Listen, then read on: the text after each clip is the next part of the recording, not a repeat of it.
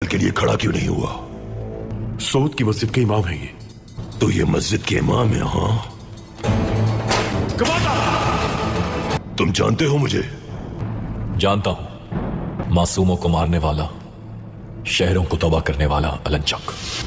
تو تم میرے نام سے ہی نہیں شہرت سے بھی واقف ہو، تو میرے استقبال کے لیے کھڑے کیوں نہیں ہوئے؟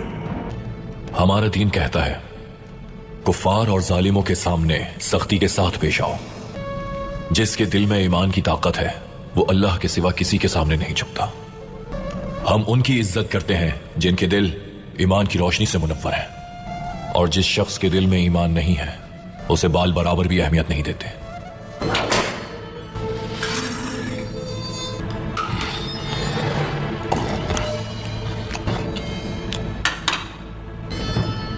مجھے نظر انداز کیا تم نے، جبکہ تم میرے نام، قوت اور شہرت سے واقف تھے. کیا میرے عذاب کا کوئی خوف نہیں تمہیں؟ میرا یقین ہے کہ اللہ کی ذات ہی سب سے عظیم الشان ہے اور اس کے رسول سے بڑھ کر کسی کا مقام نہیں ہے. عذاب کا جہاں تک تعلق ہے، ہمیں صرف تمام عالمین کے رب اللہ کے عذاب سے ڈر لگتا ہے. میری تلوار تمہاری شہرت پر ہے، دیکھتے ہیں اب تمہیں کون بچائے گا مجھ سے. جو میری شہرت سے بھی زیادہ نزدیک ہے، اللہ عز و جل.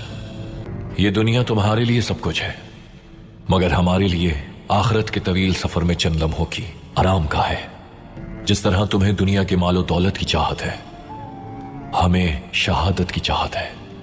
تم اپنے لشکر پر بھروسہ کرتے ہو، اجاڑ سکتے ہو آبادیاں اور خیمے، مظلوموں کے سروں کو قلم کر سکتے ہو، لیکن ہمارے سر کٹ تو سکتے ہیں مگر اللہ کے سوا کسی کے سامنے جھک نہیں سکتے، کیونکہ وہی تمام جہانوں کا مالک ہے. یہ آخر کیسی لگن ہے، کیسا ایمان ہے، کیسا یقین ہے؟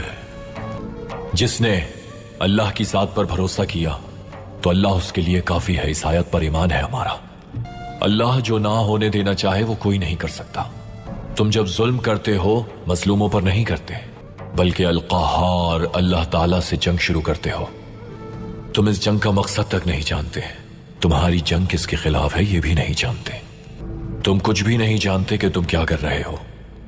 تم صرف مسلمانوں سے جنگ کر کے دروازے کھول رہے ہو اپنے لیے جہنم کے.